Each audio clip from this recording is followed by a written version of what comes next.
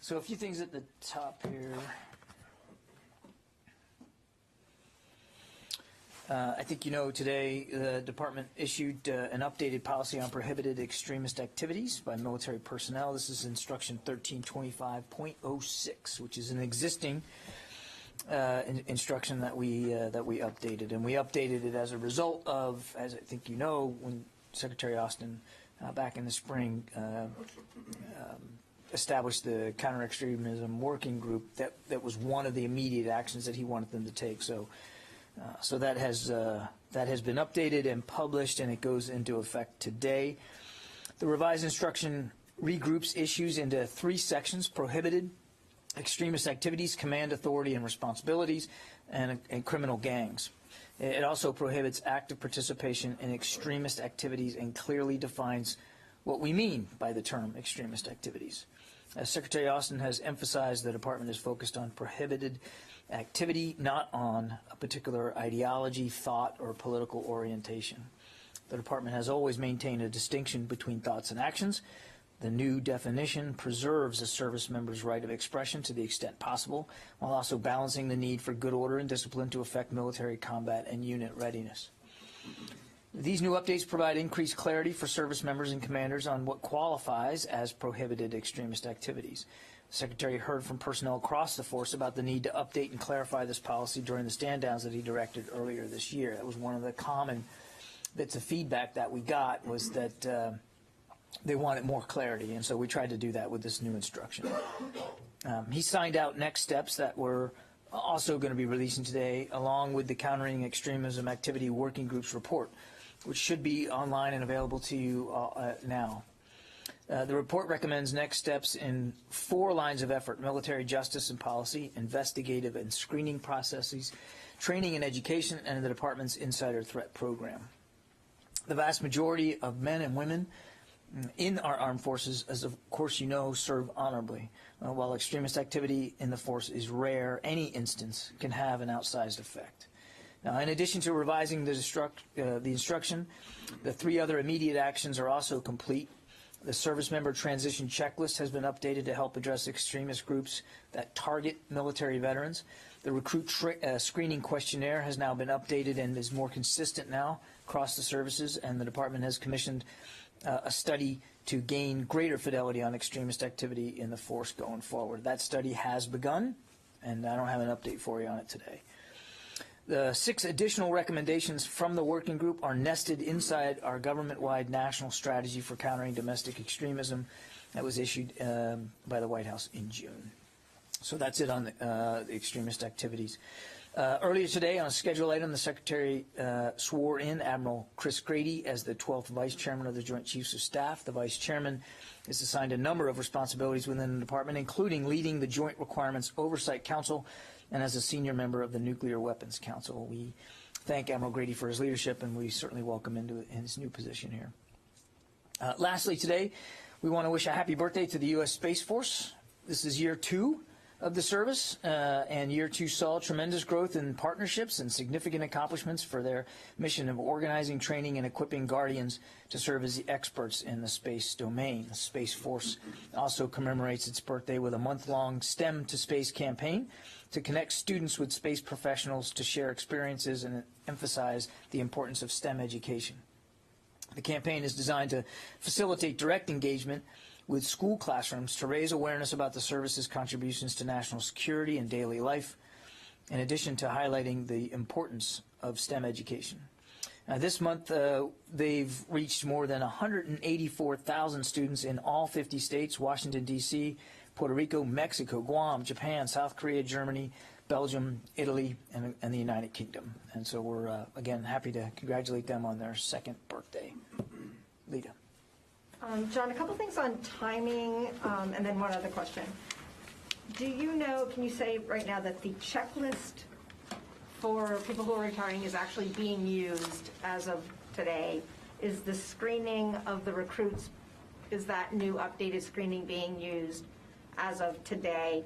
And then the new training and education piece, that didn't seem to have already started to happen, or has some of that actually begun? And then I have a separate question. The questionnaire has been standardized across the services, and that is in effect. As I said, that he ordered 4 immediate actions, and all of them have taken place. The other one you mentioned was the checklist for departing members as they get through transition. My understanding is that too is in place. And then you had another question on training and education. Has the additional training, then they talked about sort of a computer training, I mean. Yeah, I think that's, I'm going to take your question, but I'm pretty sure that's still in train, that we're still working through that. I don't know that it is, fully complete and instituted across the force, but let me ask. I would also just add there that that's the kind of thing that will be iterative, Lita. I mean, it'll be updated and reviewed all the time. So there'll be, I would suspect, continuous changes to that training. Then, just more broadly on the whole membership in an extremist organization issue, there was a lot of talk about what constitutes active participation.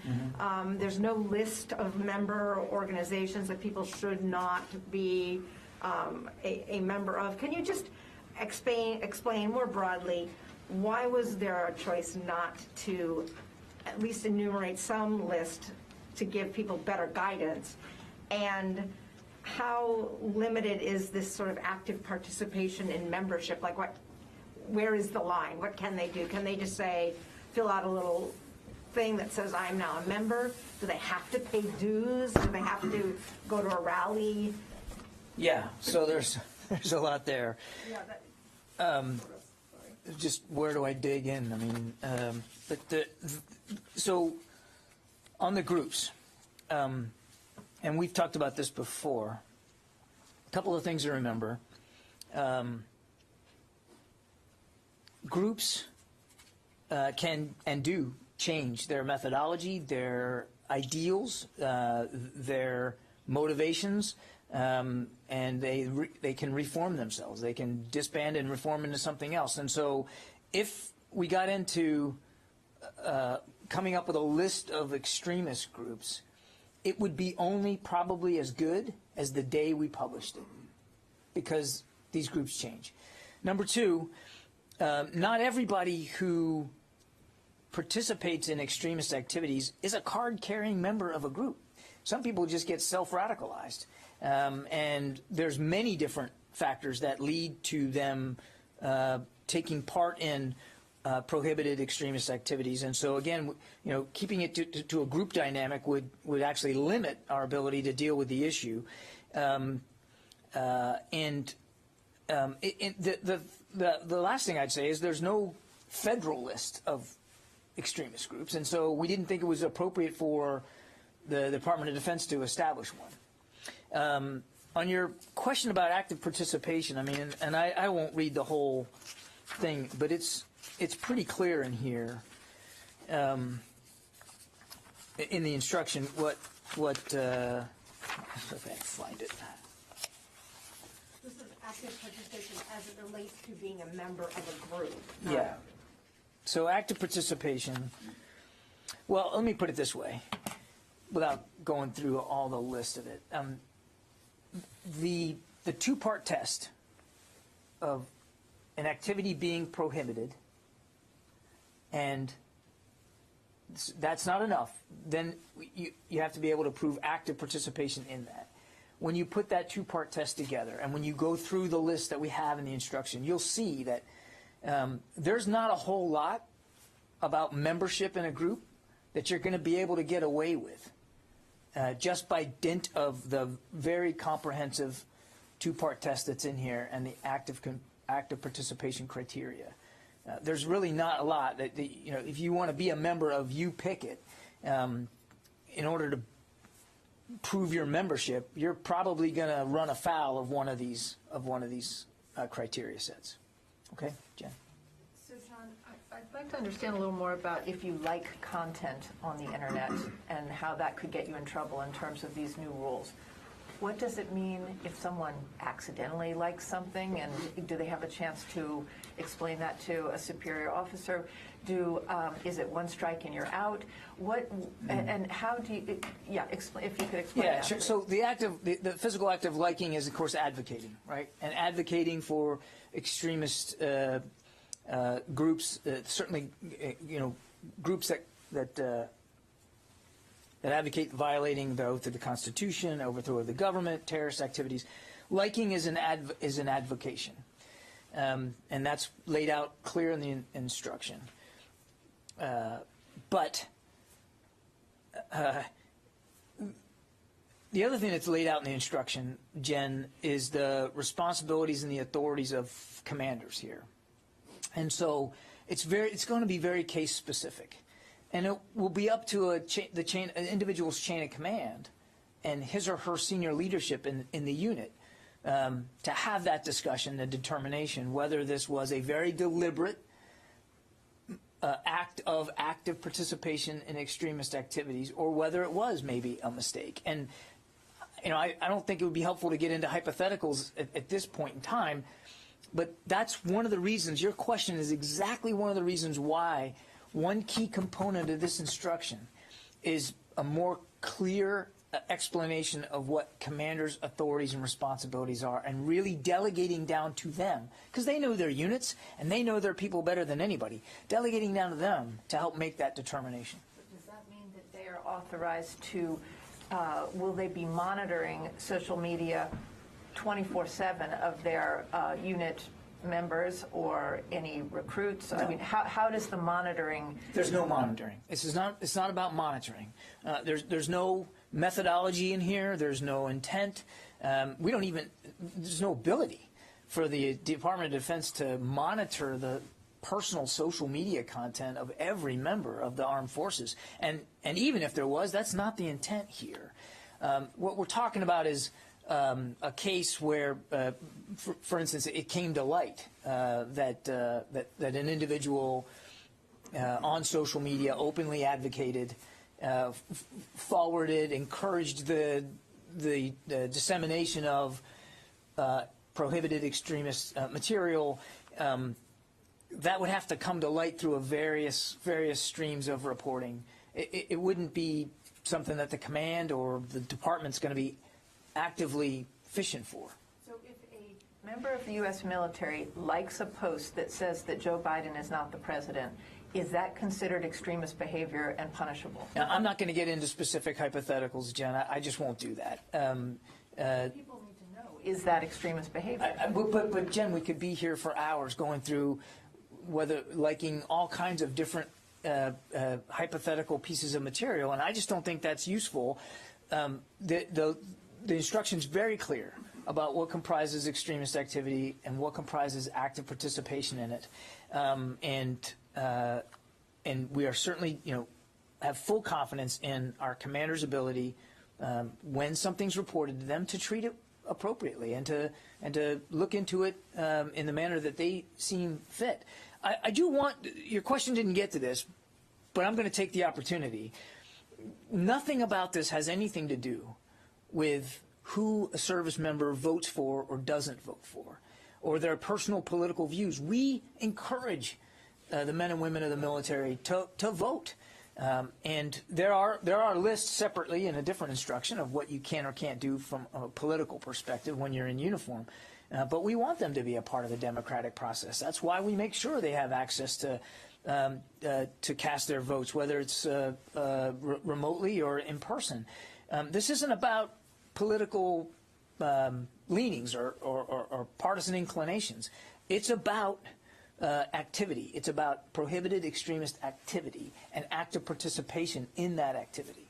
So, just to follow up, saying if you like something that suggests that your commander-in-chief is not actually the president, that is different than political activity. That is actually a good order and discipline issue. Is that punishable under these new regulations? I think, again, I'm not going to get into a specific hypothetical, Jen. It's all in here. But if you are advocating for the overthrow of the government, if you're advocating for the use of violence or force against an individual or group based on who that individual is or that group is, I mean, it's all in here. If you're advocating for domestic terrorism, if you're advocating for, as I said, the overthrow of the government, or you're actively undermining the oath you took to the Constitution to support and defend the Constitution of the United States, then all that fits. The last question is how many extremists did you actually find? Well, the effort, just to be clear, wasn't about going and finding extremists. There was two components here. One was to report out the work of the extremist working group, which we've done today, and also updating the instruction, which we've also done today. Now, one of the things that we knew, and we've talked about this many times, was that we needed to get a better sense of data collection, because oftentimes, sometimes you find out about extremist activity from the chain of command reporting it up, or a colleague reporting it. Sometimes we don't know about an extremist activity unless law enforcement or even the FBI reports something to us. So we took a look at both internal and external data systems, and we recognized that we've got to do a better job stitching them together. And you'll see some of that in the working group's report, and we're going to do that. So this exercise wasn't about finding numbers. That said, as we worked through things over the course of the last 8-9 months, we believe that less than 100, or about 100, active duty or reserve component members of the military participated in some prohibited extremist activities, about 100 that we have been able to get together. And we, but again, our data collection systems still need to get better. And so, that's what we know right now, and we obviously want to be able to make sure that we can refine that going forward, but about 100. Yeah, Tara. So in the policy itself, the liking also includes using emojis or favoriting according to this new policy. And I was just wondering, will there be training, especially for Yes. people newly joining? Because I think there is going to be a lot of confusion about what they can and can't do on these social media platforms now. And will that training be universal so that everybody's playing by the same rule set? And will the punishments be universal too? Well, let's not get into punishments, okay? But yes, part of this and part of the work we did was that we know we need to do a better job with training and education. As people come in, as they over the course of their careers, and of course we also want to make sure they're educated as they get ready to leave the military. So yes, there will be a training and education program that includes very specifically the guidelines for social media, what's permissible and what's not, with respect to extremist prohibited activities. Yes. Now on punishments, I mean, as I said, and I really encourage you to look at that in the instruction. A lot of this is going to be the responsibility of commanders, and commanders will have to make that call on their own in terms of what they believe is the right thing to do. That's not something that the department would dictate at this level. And not everything has to be punished either. I mean, to Jen's first question, I mean, it could be an accident, right? So you want to have a conversation here. So it's not just a knee-jerk reaction to immediately go to punishment. Each case will have to be looked at individually. And again, with kind of the outreach and training, I'm already hearing pushback from people that, often they'll hit like because it's interesting or to bookmark it for later.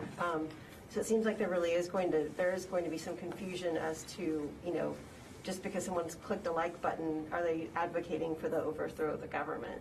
And just wondering, like, how will you deal with that pushback, or is it just going to be a flat policy of don't do it, don't click on it, don't like it, don't? Again, I think the instructions made it clear what our social media expectations are and what advocating on social media includes, which it does include liking something. It's very clear. So again, I encourage everybody to look at the instruction, but it's pretty concise the way it's written. But to your larger point, as I said before, of course we know we're going to have to. This is a new thing. This social media inclusion in the instruction, and so we know we have to do some training and education of the force going forward, and we'll do that. We'll do that. Megan.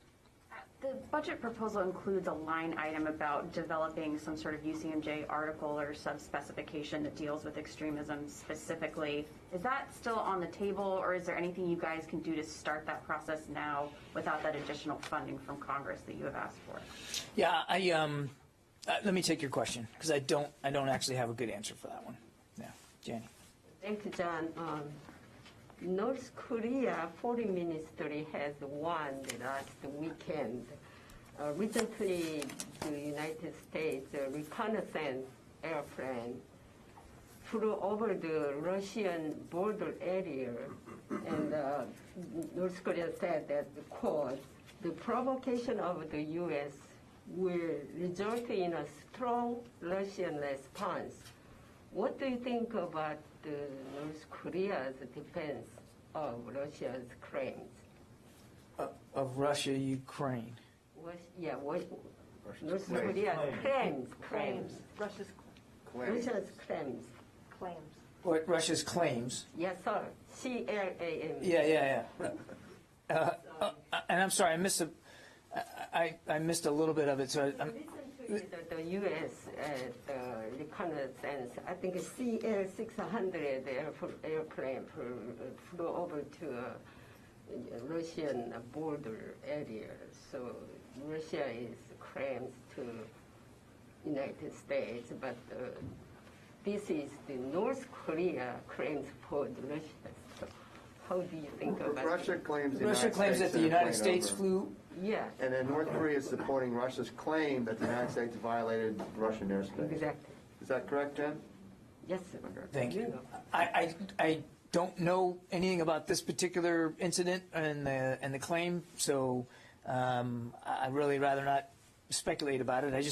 I've not heard about this particular incident, so why don't we take this question too, and we'll see if we can get you a better answer on I that. think this is nearby Black Sea, that's Russian border, so I think. Yeah, I mean, again, I don't know anything about this incident or what the claims are, the counterclaims. We have said repeatedly we're going to fly, sail, and operate where international law permits us to do that, and that continues. And the Black Sea is an international body of water, and we routinely operate in and above the Black Sea. I don't see any change to that going forward, but I don't know about this particular incident that you're talking about. Can you take a picture because find out what Yes, I can. happens? Because North Korea said the disruptor of the world peace. Yeah, The U.S. is a world peace breaker or something like that. They criticize. yeah, I'll have to look into it for you. Thank you. Jack Detch from Foreign Policy. Hey, John. The Pentagon ballparks back in the spring that there were 100,000 Russian troops on the Ukrainian border. Just wondering if you have a troop count or a characterization for what the Russians are doing now. I don't have a troop count for you. We have, as you know, Jack, we've refrained from providing estimates like that. I'm not going to get into intelligence. What I would tell you is there remains a significant Russian force presence around their borders with Ukraine, and we continue to monitor that closely. We continue to be concerned about that, but I don't have an exact number for you. And just regarding the DoD delegation that went over to Ukraine the other week to talk about air defense, do you have any sense of when the report is coming back from that, whether it's public, just what the details are on that? Yeah, there was a small assessment team that went over to Ukraine to talk to them about air defense issues and to evaluate what they believe their air defense needs are. That team has just recently come back, Jack, and we don't have a formal readout of what they learned or how that might affect security assistance packages going forward for Ukraine. So I don't have an update to give you, and I don't know that that their work will be the kind of work that would give us much flexibility to talk openly unless or until there's a decision to provide more security assistance, and when that comes, we've been pretty transparent about what's involved with that. So it'll be folded into the discussions that we're having here in the department about how to continue to assist Ukraine with their self-defense needs. And again, should anything come of that, we'll be as transparent about it as we can be. Ellen Mitchell, The Hill. Hey, can you hear me all right? Yes, ma'am. Can you hear me all right? Yes, ma'am. So last month, after Secretary Austin responded to the Oklahoma governor regarding the National Guard vaccine mandate, you were asked if there was a concern that this could quickly snowball, that other governors will say, well, we won't enforce the mandate either. And at the time you said the Secretary didn't have any plans on reaching out to governors to try to get in front of the issue because you said you hadn't seen any snowballing on your side. But now that there's 7 Republican governors asking for retraction or exemption from the mandate, does the Secretary have plans to reach out in any way to governors he thinks might follow suit? And basically, what's the Pentagon's plan to try to make sure other states don't pile onto this? Well, we're not going to make an active effort here to try to tell other states not to express their concerns. So I know of no plans to proactively reach out to governors on this. We have received additional correspondence from a few other governors of states, and we will reply to their concerns as appropriate, just like we did Governor Stitt. I don't have an update for you on those replies, but we'll do that. The only thing I would say is that what I've said before, the vaccine is a valid military readiness requirement, medical military readiness requirement. It remains such. And the mandatory vaccine policy remains in effect, and that does include the National Guard.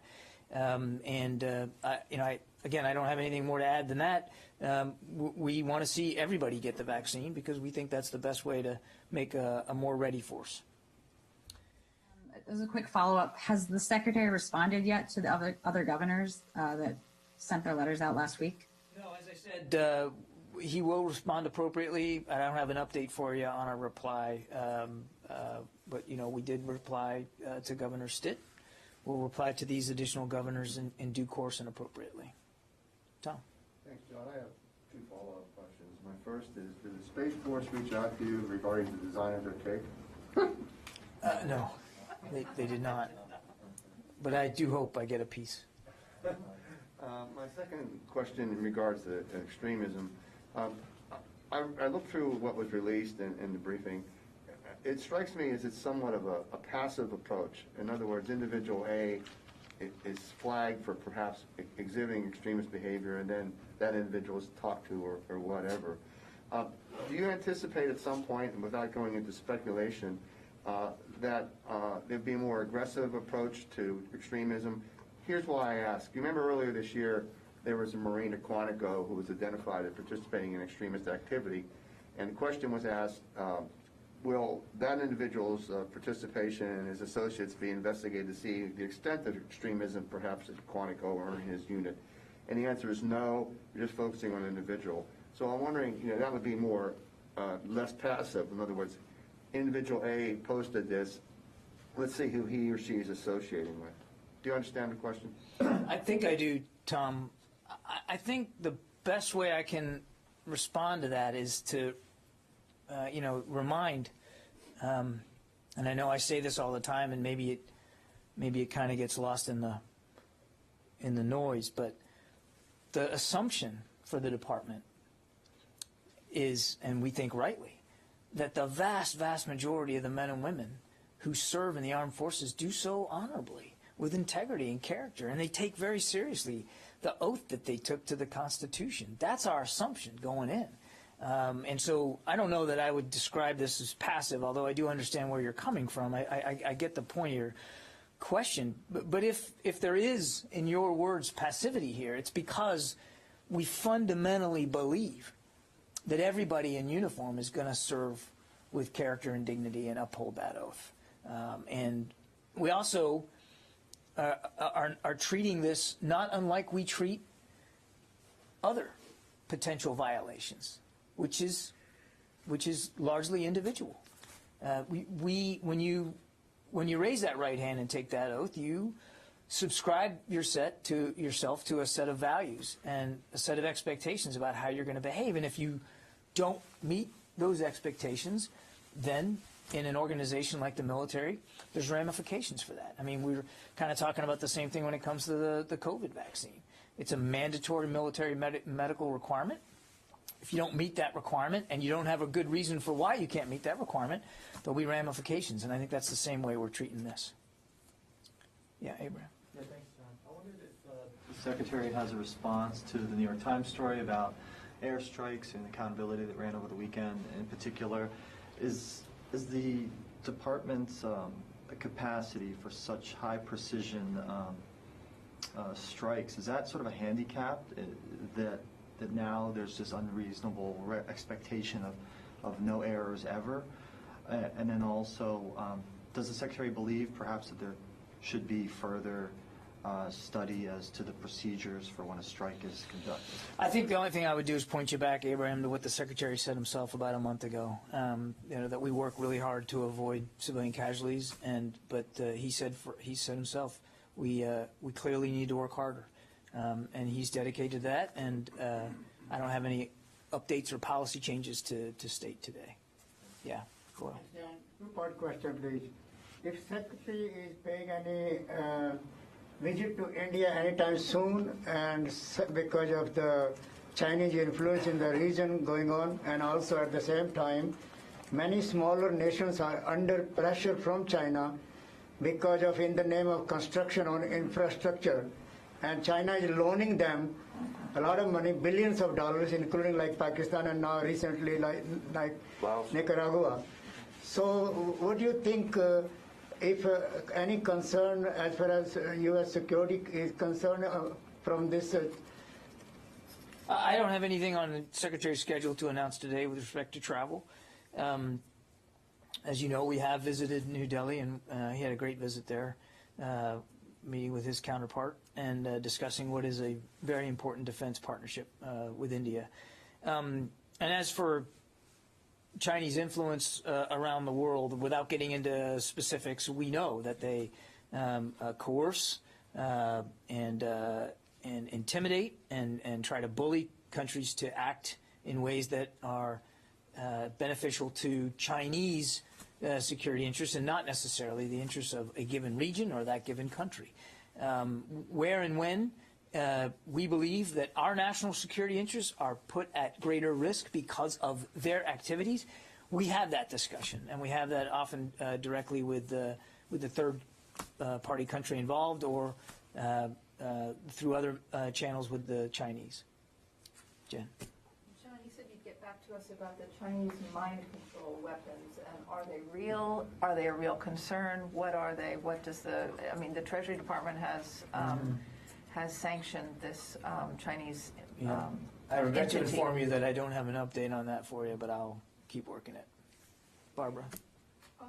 With COVID clearly spiking all over the country at this point, can you tell us if there are any plans, decisions, discussions on any additional steps to help keep troops and bases safe during the holiday season when so many military people, like other Americans, may be traveling, to try and keep them safe from COVID?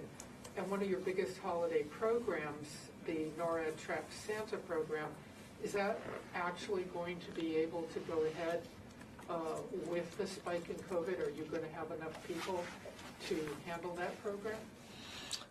I would refer you to NORAD Northcom for specifics, but my understanding is that they absolutely will be tracking Santa this year.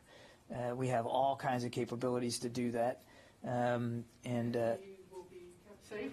He will be kept safe. Of course he will be.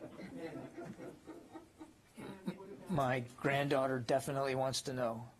Yes, he will be kept safe. And on the other question about the vaccine. No, I'm sorry. What I really meant is, with it spiking all over the country. I'm sorry, you meant, yeah. What steps are you taking?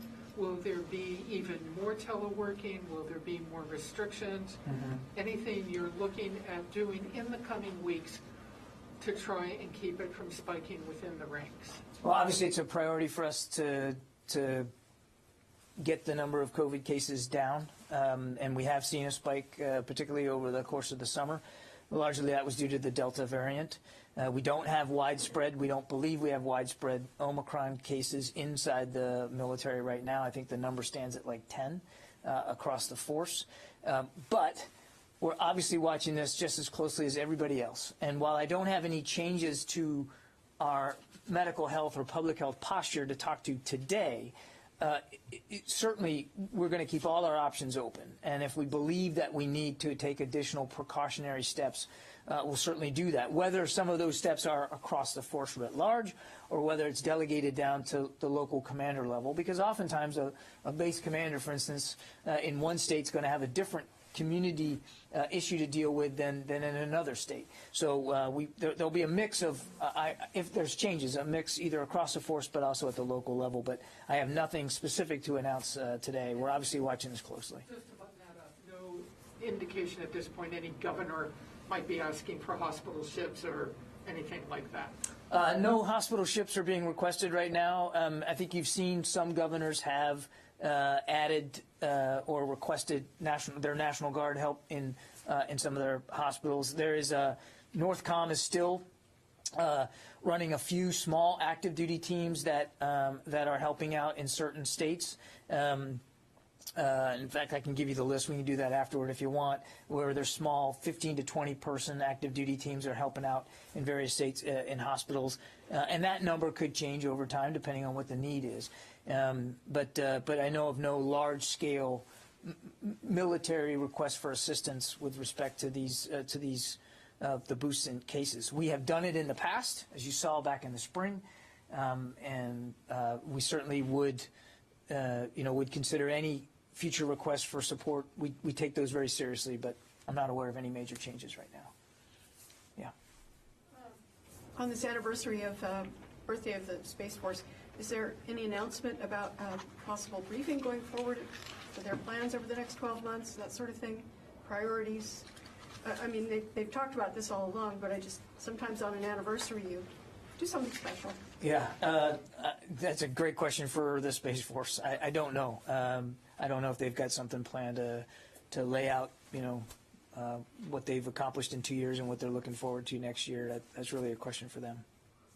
And then on the Baltic Sea, some time ago there was a report of a Russian submarine sighting passing under the bridge between Denmark and Germany, or Denmark and Germany.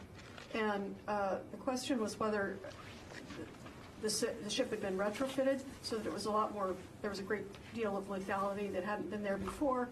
And I'm wondering if there's any additional concerns about security concerns in the Baltic Sea area that have surfaced by the Baltic countries, or reports to you of concerns about security.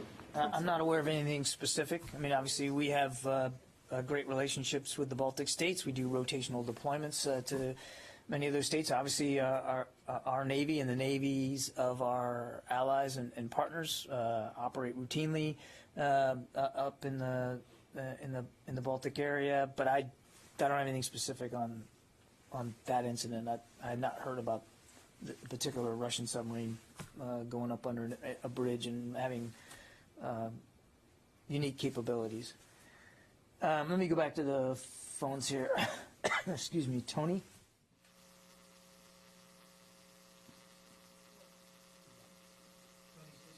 I know what thing wants to ask. Oh, you do? He's from Bloomberg, yeah. Okay, do you want to take on the role of Tony today, or? That would be impossible.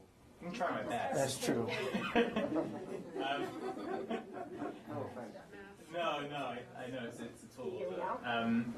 I think he wanted to ask about the status of the nuclear posture review, and is there an expectation on when it's going to be released and what it will focus on? Well, it's going to focus on our nuclear posture, of course. I don't have an update on the actual review itself. And this is an interagency effort we are certainly a part of, and but I couldn't give you an an update specifically. No, he's supposed to say that. Aren't you supposed to check your cheat sheet? What about your cheat sheet? Yeah, your cheat sheet. Oh, no, I don't need to check my cheat. I actually study before I come up here, so I don't have to check it for everything. Did you have a question of your own that you'd like to throw? Or? I'm just going to channel Tony. Just today. Tony. Yeah. Jeff? Can I just circle back? Can you just define for us, since we're on the record, what is considered extremism? Jen, I mean, that's almost a philosophical question, which is not one that we tried to tackle in this instruction. The instruction specifically listed a definition of what extremist activities are. I can read them for you if you want them. If you want that, I'll do that. But it is in the instruction. There was never an intent from the get-go to come up with a definition of what is or what isn't extremism.